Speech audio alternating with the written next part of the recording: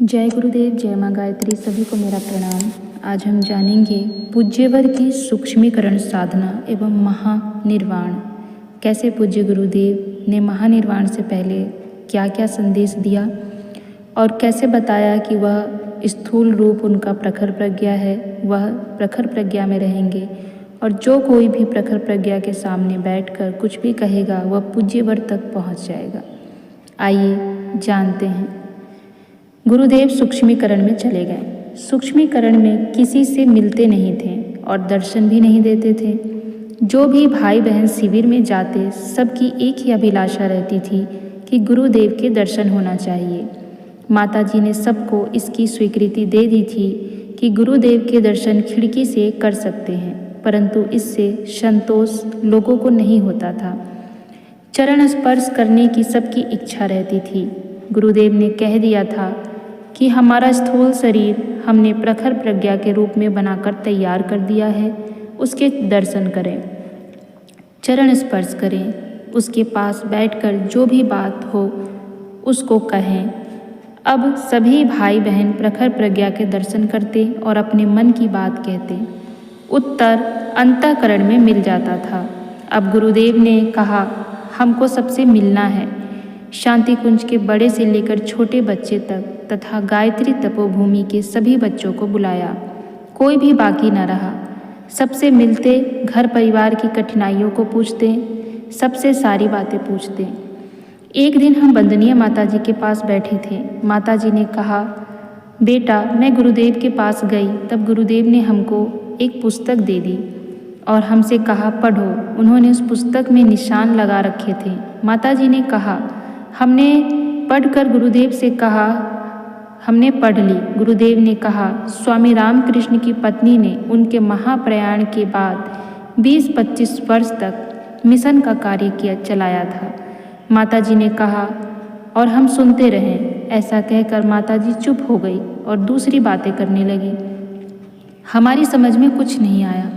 कुछ दिन बाद हम गुरुदेव के दर्शन करने गए। गुरुदेव के दर्शन के बाद माताजी के पास बैठे तो माताजी ने हमसे कहा, बेटा तेरे गुरुजी हमसे कह रहे थे कि हमारे बाद अपना स्वरूप मत बिगाड़ना। ऐसा कहकर फिर दूसरी बातें करने लगी। हमारी समझ में फिर नहीं आया कि माताजी हमसे क्या कह रही हैं। गुरुदेव के पास जाते तब गुरुदेव हमसे यही कहते कि हरिद्वार ही रहूँगा, तपोभूमि और अखंड ज्योति नहीं रहूँगा। ऐसे हमने से कई बार कहा। हमने कहा आपकी इच्छा हो वही रहना।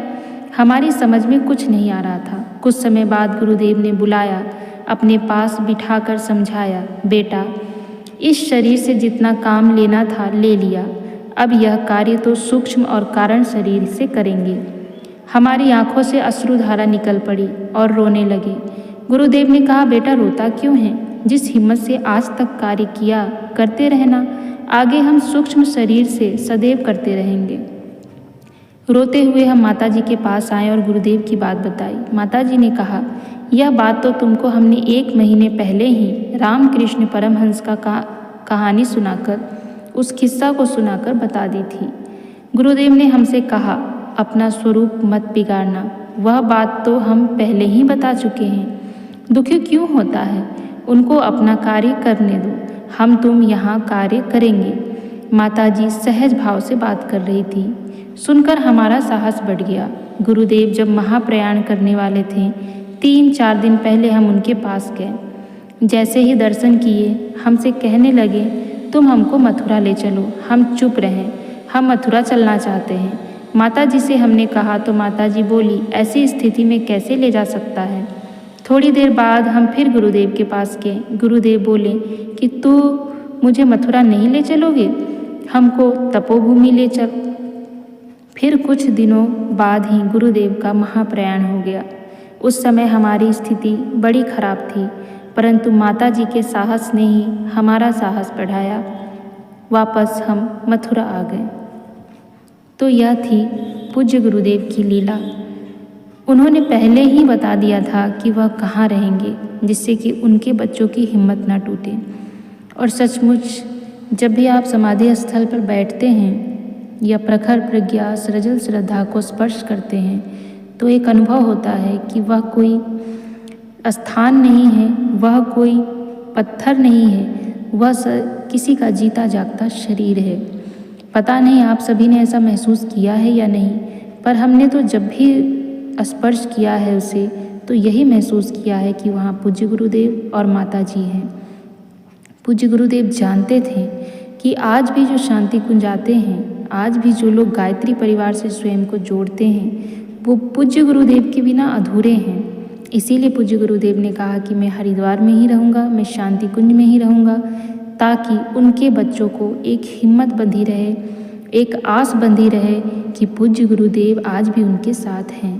और वास्तव में पूज्य गुरुदेव शांति कुंज में है। चाहे कोई कुछ भी कहे, कोई कुछ भी सोचे, पर जिसको महसूस करना है वह पूज्य गुरुदेव और माता जी को शांति कुंज में ही महसूस करता है। और जिनके हृदय में सच्ची भावना होती है, पूज्य गुरुदेव उन्हें अपना एहसास, अपना रूप दिखा ही देते हैं और अपने दर्शन करा ही देते हैं। ऐसे अनेकों लोग हैं जिन्होंने उनके दर्शन किए होंगे। आप सभी ने भी शांति कुंज में पूज्य गुरुदेव के सूक्ष्म रूप को दर्शन किया है।